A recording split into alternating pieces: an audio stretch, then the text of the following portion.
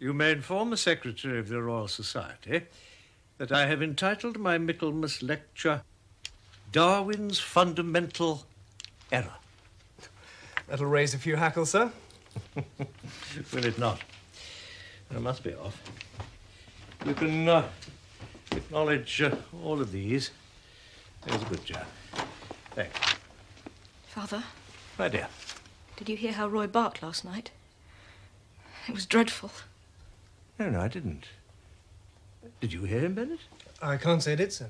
He kept on and on. He howled, too. I'm sure someone got into the garden. An intruder? Yes, because... Oh, Father. Someone looked in at me. At my window. Impossible. You must have been dreaming. Oh, Edith. Nobody could reach your window. It's far too far off the ground. I am sure I wasn't dreaming. Bennett, you take charge, or I shall be late for the faculty meeting. I leave you in your fiancé's care, my dear. If he proves as good a husband to you as he has amanuensis to me, you'll be a fortunate woman. Allay her fears, Bennett. I know you can. Can you believe me? Not easily, no. I mean, as your father said... Come and look. I'm awfully busy. I've got these notes on semi-satirist the type, and then the proof of your father's... Jack, I know I wasn't dreaming.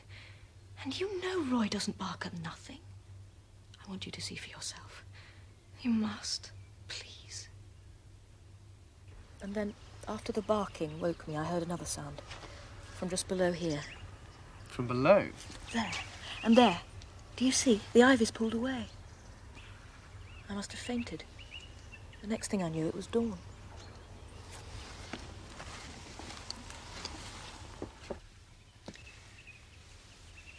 You're quite certain you didn't dream this, Edith? Quite. Jack, I insist you believe me.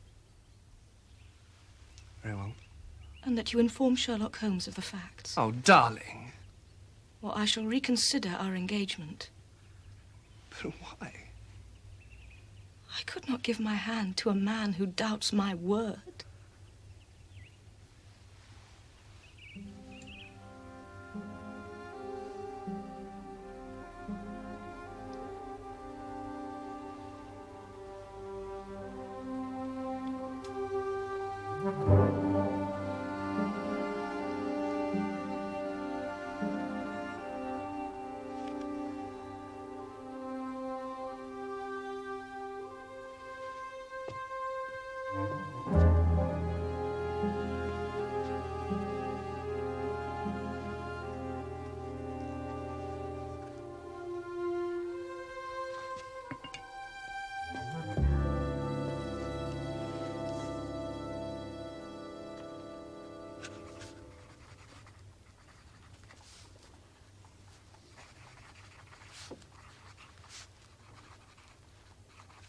Watson, come at once, if convenient.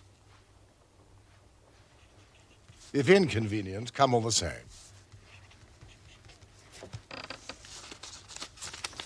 Holmes, I got your note, and it is inconvenient. Damned inconvenient. Your old wound is troubling you. No, I prefer to differ. Your step was uneven on the stairs. I have a full surgery, Holmes. You must excuse a certain abstraction of mind, Watson. I see. It's a tangled scheme. I've been looking for a loose end which might unravel it. One such might reside in the question, does Professor Presbury's daughter wake or dream? I'm summoned here for no more than this. You've heard of Presbury? Of course, who hasn't? He's our most distinguished natural scientist. He's a widower with one daughter. She insists someone appeared at her window last night. Miss Presbury's bedroom is on the second floor and is completely inaccessible to even the most agile cat burglar. Read this. Arrived by the 1 o'clock post. Ah. The author already arrives, ahead of his time. A most precipitate young man. Mr. Bennett, my friend and colleague, Dr. Watson. How do you do? Mr. Bennett? Please sit down. No, forgive me. Mr. Holmes, I fear I've made a grave error of judgment. I should not have been in touch with you at all. I've wasted your time entirely. You've discovered a rational reason for Miss Presbury's fears. No, I can't say that. Well, it's a delicate matter, but I must beg you to proceed no further. I can, of course, recompense you. Mr. Bennett, your letter was less than frank, was it not? I set out the facts. Not all, I suspect. Probably out of loyalty to your fiancée, Miss Presbury. You're aware of that? As I am of your employer's engagement to Miss Alice Morphy, the daughter of the famous comparative anatomist.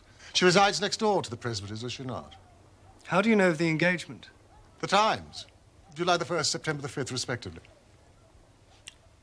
Mr. Holmes' memory is of a photographical order. Quite so. Oh, dear. Mr. Bennett, I do appreciate your predicament. As a scientist and a rationalist yourself, I dare say you're reluctant to accept the evidence insisted upon by Miss Presbury. Further, as a father's trusted assistant, to have recourse to me must smack to you of disloyalty. Exactly. I'm part of the family, except that Edith... And Miss Presbury, she was so upset that she... Mr. Bennett, who would you prefer to alienate? Your prospective wife or her celebrated father? You give me a choice of evils. Neither. Then furnish me with the facts, and I will see how I can help you. You may rely on the discretion of both of us. Well? Would you, for example, describe Miss Presbury as an impressionable or fanciful girl? No, quite the reverse. Miss Alice Morphy. Perhaps Professor Presbury's engagement to her came to you as something of a surprise. He is, after all, 3 times her age.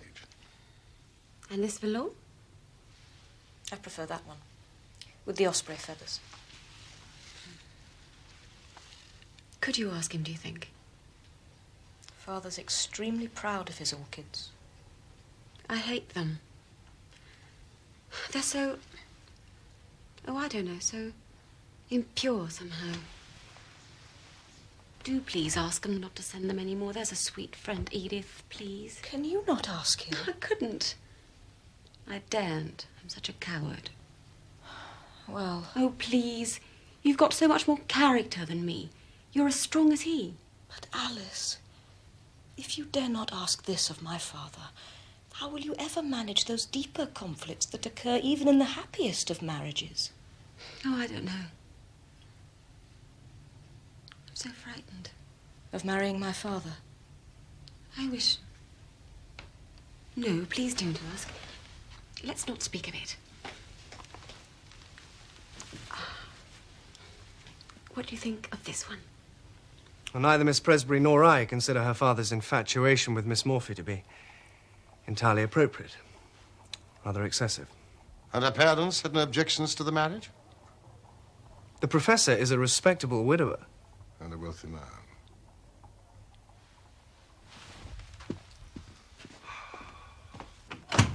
When may I call? Call? To view Miss Presbury's window. To determine for myself its accessibility or otherwise to an intruder. Shall we say 11 o'clock tomorrow morning? Professor Presbury will be at his college. That's of no matter. At present, my inquiries are purely logistical. I have never had any secrets from the professor. Mr. Bennett, let me refer you to your first question, which you have in fact answered.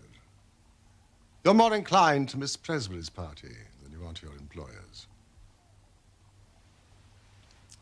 Yes, I dare say. Thank you. Good day. Good day.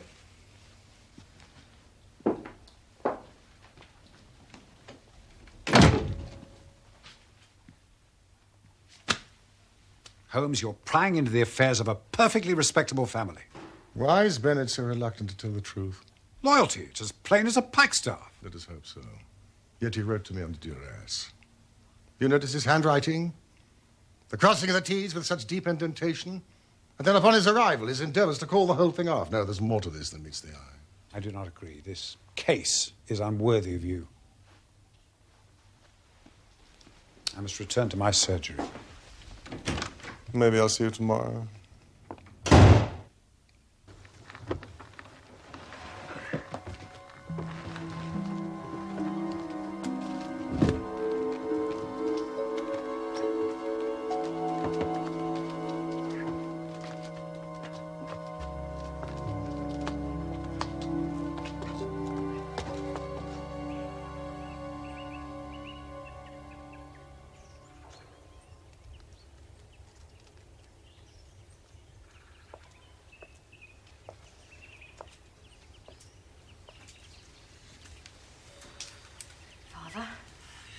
My dear, I trust you slept better. Oh, yes. Last night I removed to the guest bedroom. No need, surely. It was but an ugly dream. Father, Alice has asked me... Yes? The truth is, she does not care for orchids. She doesn't? Well, why did she not say so? She was afraid to. You forget how formidable you are, Father. The silly girl. Well, then she shall have roses. Yes, 24 red roses.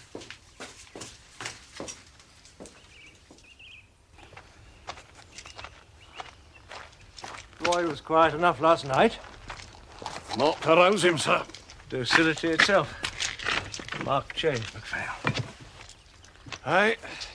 He's grown accustomed to his shackles. The poor beast.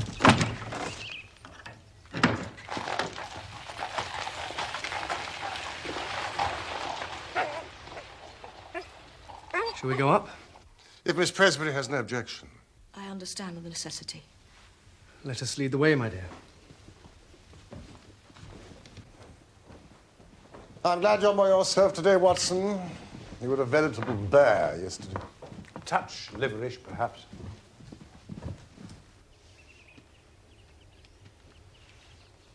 This is where the figure appeared? Yes. There's no ladder on the premises that could reach this height. No. Was the window ajar? Yes. I keep the door locked. Did the hand touch the window pane? I don't know. I fainted. Of course you did. Of course you did. No, it's a formidable elevation. Yet the ivy is strong. Hedera legriensis. Torn away just here. Ah. Miss Presbyter, your father has returned prematurely. No, he mustn't know you're here, Mr. Holmes. That can scarcely be avoided. However, let us go down. The back stairs? Certainly not.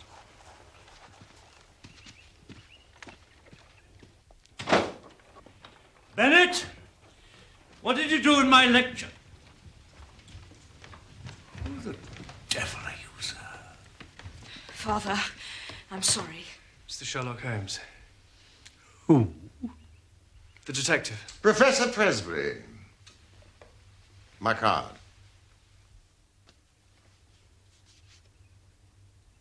$221B. Hardly an address to inspire confidence. I have never sought to inspire confidence in others. I have quite enough of my own. May I introduce my colleague, Dr. Watson? Certainly not. You may leave at once, the pair of you. Father, they are here at our request. But not mine, Edith. And you, Bennett. You should have consulted me before resorting to such methods. A common detective and his accomplice. Really? Now, sir, allow me to escort you from the premises. My assistant had no authority to engage you in this matter. Kindly inquire into it no further. Should you persist, I shall have no hesitation in calling the police.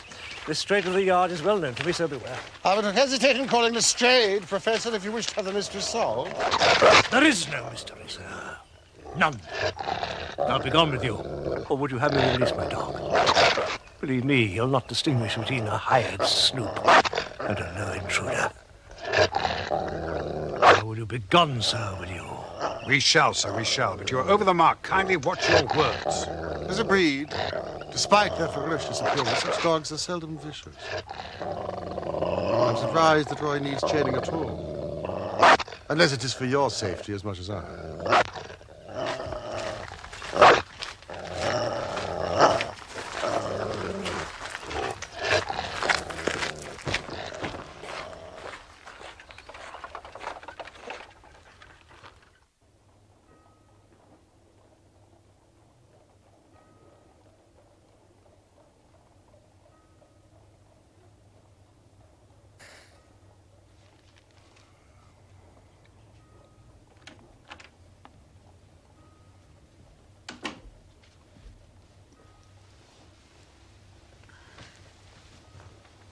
A dog reflects family life, Watson. Does it indeed? Who ever heard of a frisky dog in a gloomy home? Or a sad dog in a happy one? Snarling people have snarling dogs. You observed the Presbytery's Irish wolfhound as well as I? He growled quite as much at his master as it did us, two complete strangers. That animal did not reserve its animosity solely for the professor. Well, we'll seek verification from young Bennett when he arrives. I sent word by way of Jock MacPhail after our meeting at the Goat and Compasses. Another of your agents, Holmes? The Presbytery's coachman. He has charge of Roy. I joined him last night for what he calls a wee Goldie. Now, here's Bennett, precipitate as ever. Come in! Good morning. Mr. Holmes, Dr. Watson, I must apologize for your unfortunate encounter yesterday. But also... There's no need. In fact, it has provided the very first clue to this odd affair. Do sit down. Thank you. Mr. Holmes, I cannot pretend I'm happy to have answered your summons. Of course. And I continue to appreciate the division of your loyalties. It's no small wonder that you have withheld so much.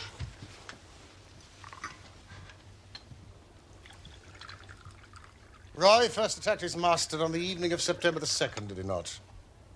How can you know that? As the professor came from his study into the hall, you restrained the dog. On this occasion, he was merely shut up in the scullery. Next morning, he was as right as rain, or so MacPhail informs me. MacPhail? Who better than the family coachman to advise me how matters might truly stand? Forgive me, Mr. Holmes. I should have told you myself, but... But you didn't. The second attack occurred 13 days later. Again, the professor was in the hall. Fortunately, this time he was able to put the study door between himself and the altered animal, was he not? Edith wanted Roy chained from that moment. But her father overruled her. He insisted that he was still a dear, affectionate dog, that he wasn't congenitally vicious. But not after the third attack. No, he did agree then that he had to be restrained. And Roy was banished to the chain in the stable yard. Yes. MacPhail believes that the change in Roy's behavior stems from about 2 months ago. I think it may have. I didn't keep a strict note of it. Consult your fiancé, Bennett, and MacPhail. The precise log of these events may yet prove pertinent. I observed that the professor lectures at the university at 2 o'clock this afternoon. I shall call then. No! I couldn't possibly agree, no! Bennett, Miss Presbury did not dream. Someone or something looked in upon her. It is my conviction that your fiancé is in grave danger. From whom? No, sir. From whom? Or from what?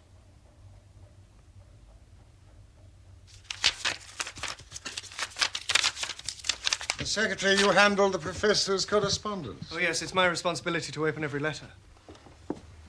Has it always been Miss Presbury's habit to lock her bedroom door at night?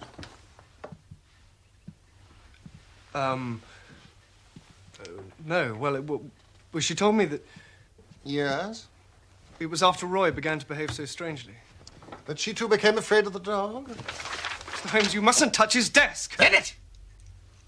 Thank you.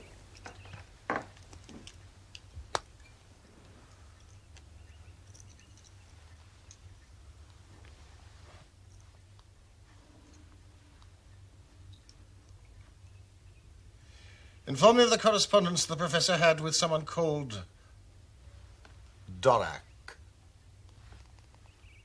inhabiting Cornmead. Oh, no. Commercial Road, of course, EC.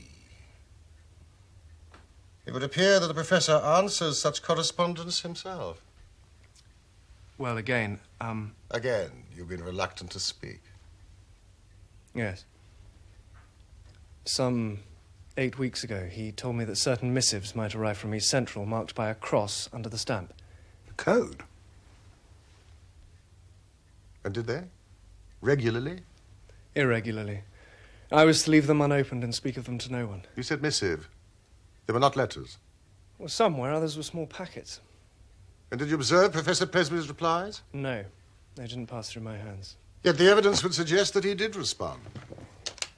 To the Hindu, the dog is a traditional enemy of the monkey. What was that, Watson? What? Nothing. Jack? Oh, I wasn't aware. No, I couldn't tell you. You'd already gone out. I see. I've invited Alice to take tea with us. Do not be too severe upon your fiancé, Miss Presbury. He has acted for the best. And please, will you continue to lock your door at night? The prowler who looked in upon you is no ordinary creature. Good day.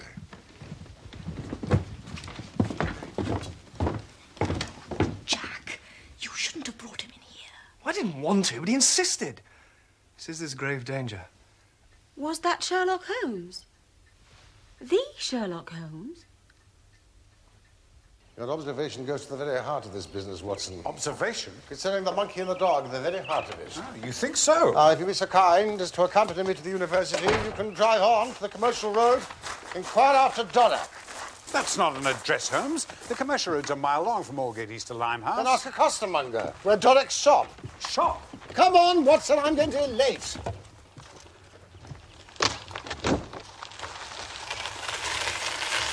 The equatorial rainforests of Africa, Asia, and Southern America are filled with the sound and movement of a multitude of species from the primate family.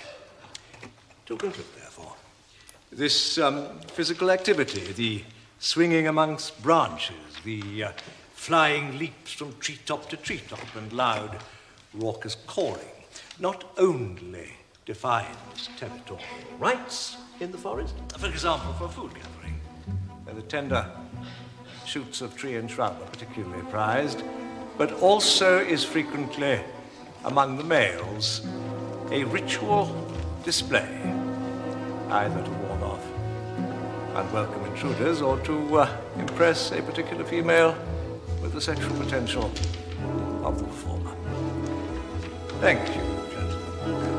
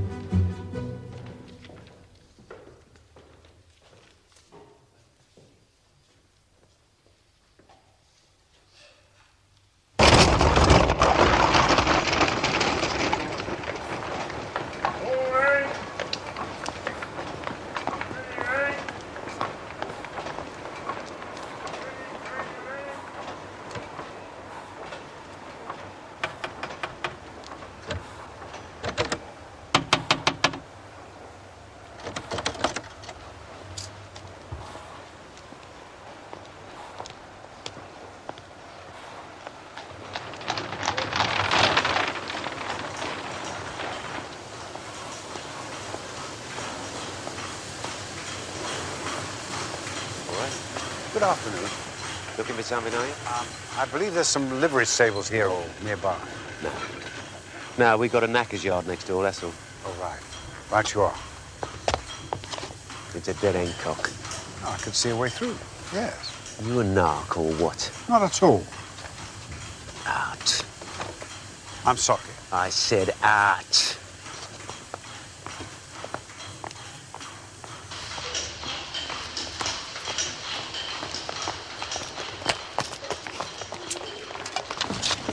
You just can't take an in, can you? I beg your pardon. I said art, and I meant art. No admittance, mate. These are commercial premises. What do you mean by that? I mean it's a shop. Well, it must be early closing day. This is ridiculous. Is it?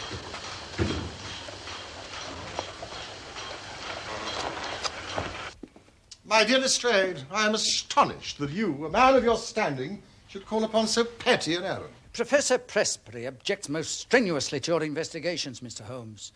His complaint is that of unjustified harassment. The justification is yet to be proved. Has Presbury informed you of the facts? Of course. And your conclusions? A girl, half asleep, mistook a cat or a bird or both for an intruder. That's all. Trifle. Such a simple explanation. However, it begs the question of the family dog, does it not?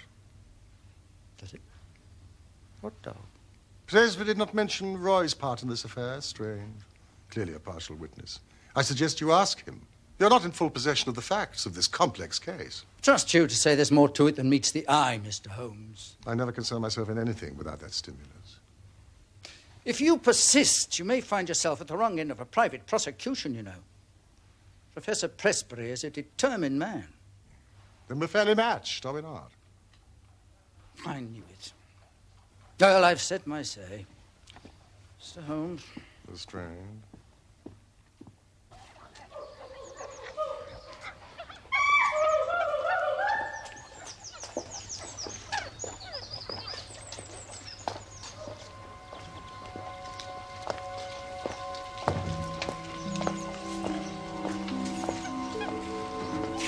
Right, you can do it? Yeah, easier than Maidstone.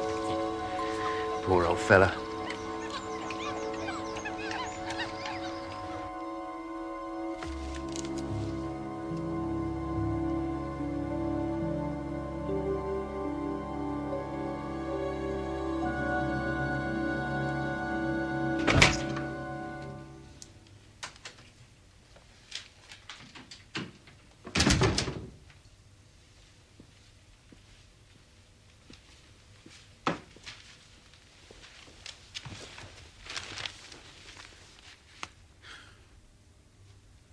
$144. Commercial Road. Oh, you located Doriac. Good. He appears to run a general store, as far as I can tell.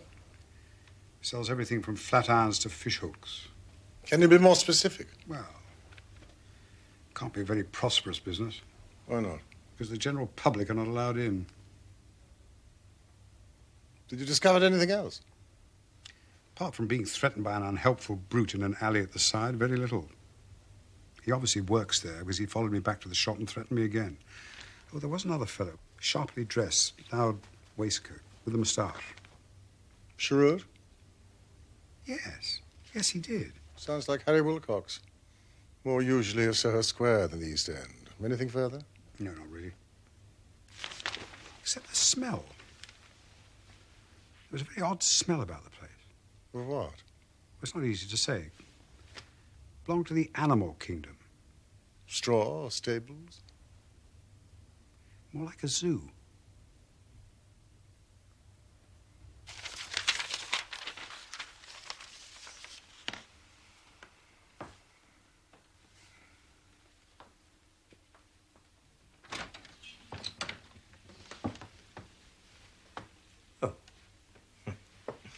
You're still up. Yes, sir. I thought I might finish these proofs. Very conscientious of you, but no, you get to bed. Oh, I'd rather not, sir. I should like... Get to bed. Go on with you. Yes, sir. Very well.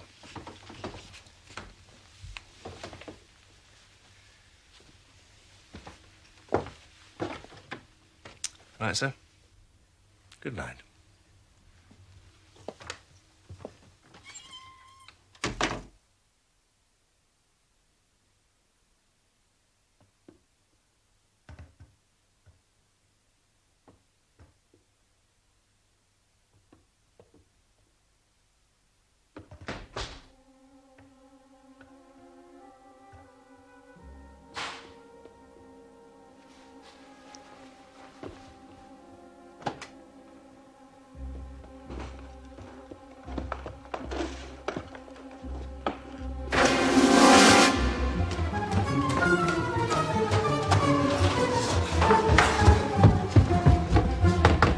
Darling, wake up, it's me! Edith! What is it? It's me, open the door!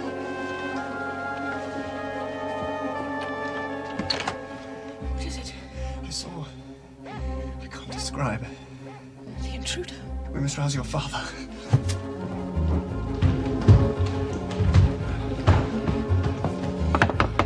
Professor Presbury! Father! Sir! Sir! What is it?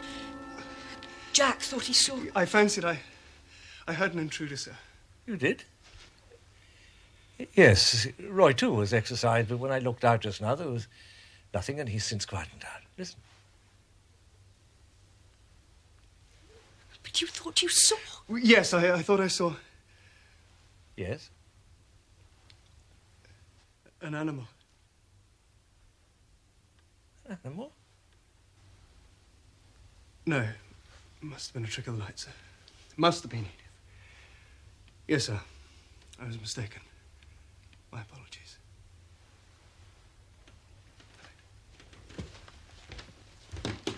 Bennett, Yes, sir. get some sleep. That's a good chap. Yes, sir.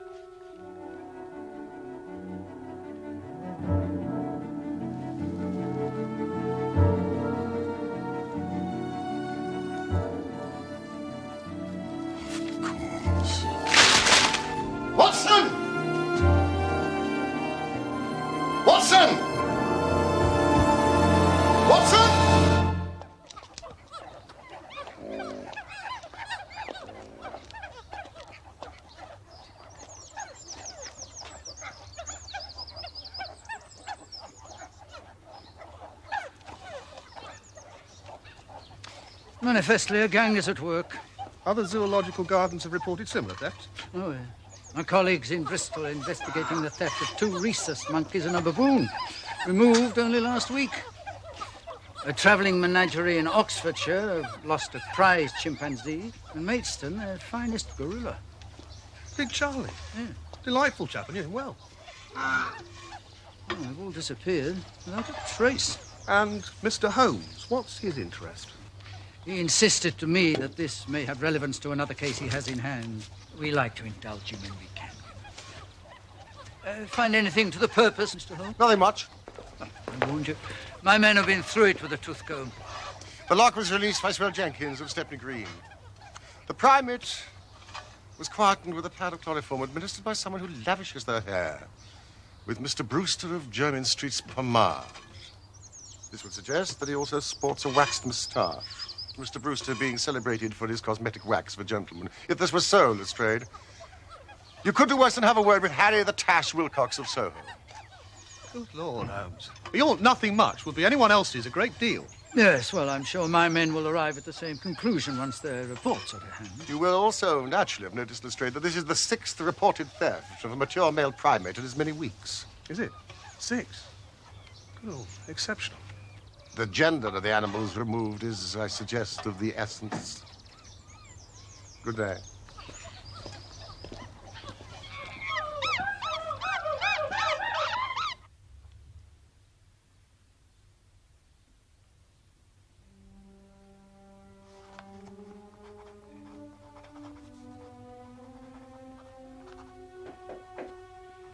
Come in. My dearest Alice. I'm not interrupting your work. No. I wasn't seriously engaged. Just some notes for future inquiry, nothing more. Shall we go through to the drawing room? This is hardly the place to entertain a young lady. No. Oh, dear. My dear child, what is the matter? I ought to have said before. What? There. You must take it back. Oh, but Alice. I can't marry you. I shouldn't have said I would, but I was afraid to say no. Please take it back. Nonsense, this is simply a... No! You must take it. There. I'm sorry.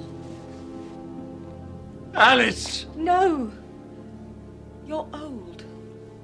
You're too old.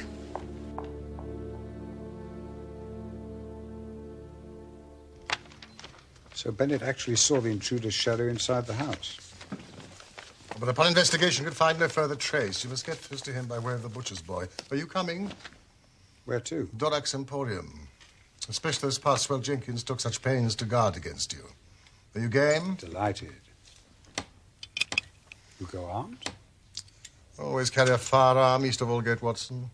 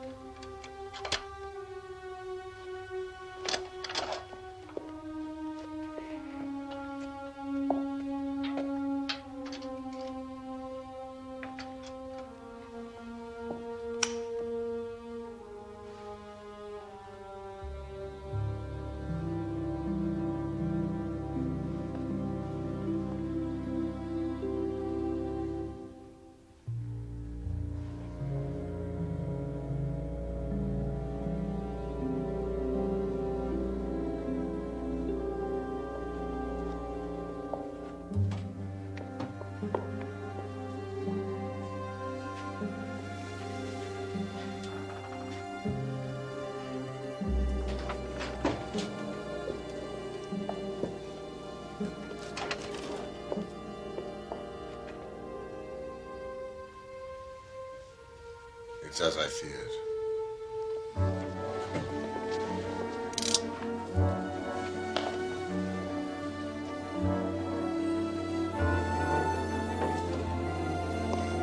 We was reckoning on a visit, Mr. Holmes. Wilcox!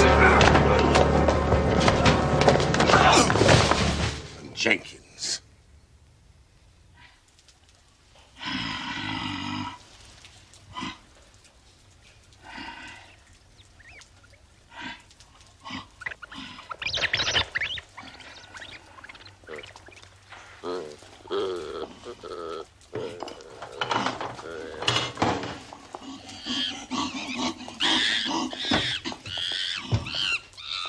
Heavens, Holmes, this is what I smelt. These are Dorak's patients, poor, abused creatures. Have you observed the experiments that Dorak performs on them? Oh, no, that's none of our business, he says. You count yourself fortunate that the process has been kept from you. Now, gentlemen, in you go. In there, with him? Why? To await the police. In, gentlemen. I shall advise Inspector Lestrade at once. You can't leave us in here! Remember, the gorilla is a social animal. And if you both mind your manners, you will do well enough, I dare say.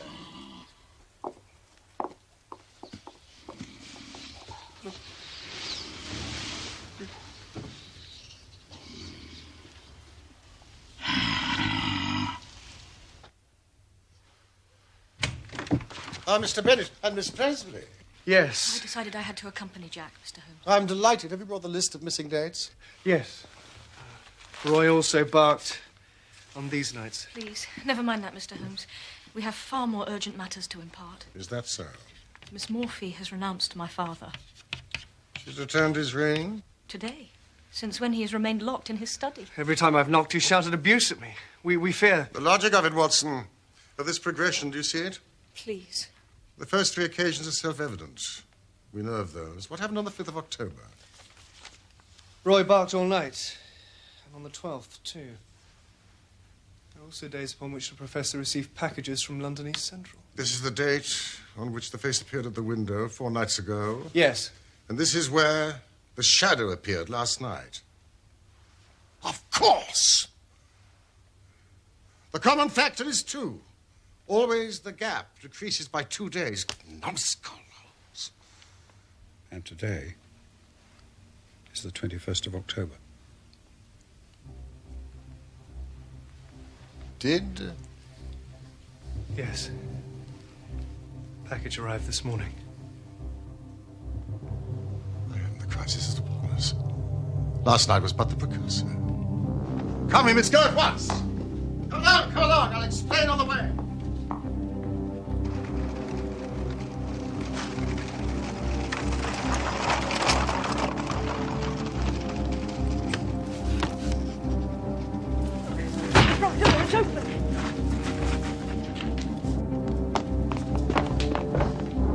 Bennett, examine upstairs. What?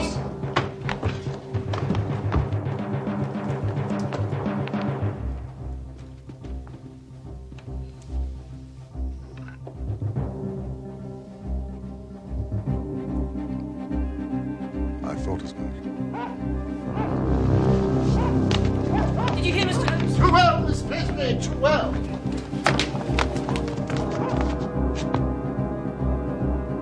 Up there. Look! By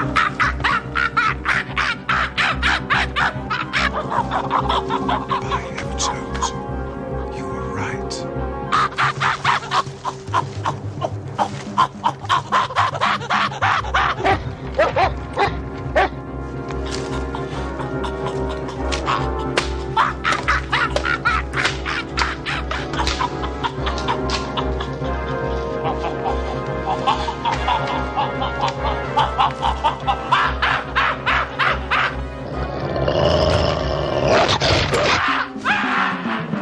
He's heading course to Miss Morphy's house. Bennett, stay here and protect Miss Presley.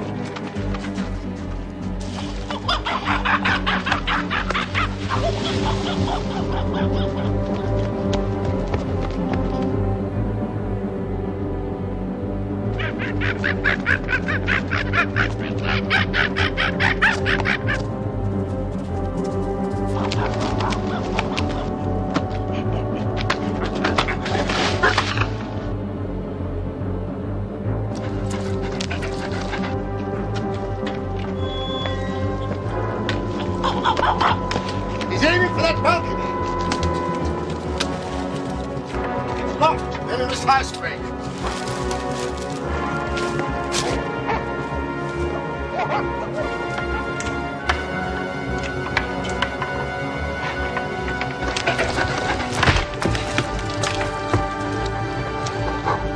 North, Watson, north!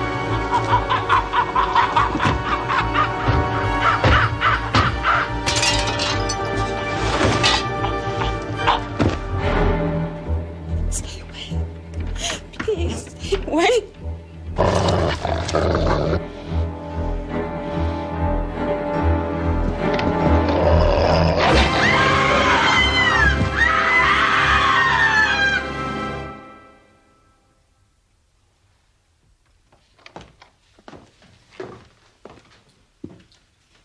It's a close thing. Just missed the carotid artery. Is he all right? He'll live. A reformed man, I have no doubt, after his experience. My dear Lestrade, I quite intended you to have the credit, but to complete the case against Dorak, Wilcox, and Jenkins, you'll need this. Here is the incontrovertible proof that those animals you've rescued from degradation were stolen for the sake of their glands. The animal extract to be sold at enormous profit to those foolish or desperate enough to imagine that a course of serum could restore their lost vitality without any other effects. I'm grateful to you, Mr. Holmes. Thanks to you, we've traced the evil to its source. Perhaps. But poor Presbury. When one tries to rise above nature, one is liable to fall below it. The highest type of man may revert to the animal when he leaves the straight road of destiny. Yes, well, I'll leave the philosophy to you, Mr. Holmes. Quite the best, Lestrade. I always do. Is the wolfhound to be destroyed? Oh, no. No, it was the monkey that Roy attacked, not the man. But the dog would be himself again quite as much as his master. Well, thank you both. Good day, gentlemen. Good day, Lestrade. If I may say so, Holmes, I think you went a little too far in allowing Lestrade all the credit. Not all, Watson. You can find it away in our archives. One day, the entire truth can be told.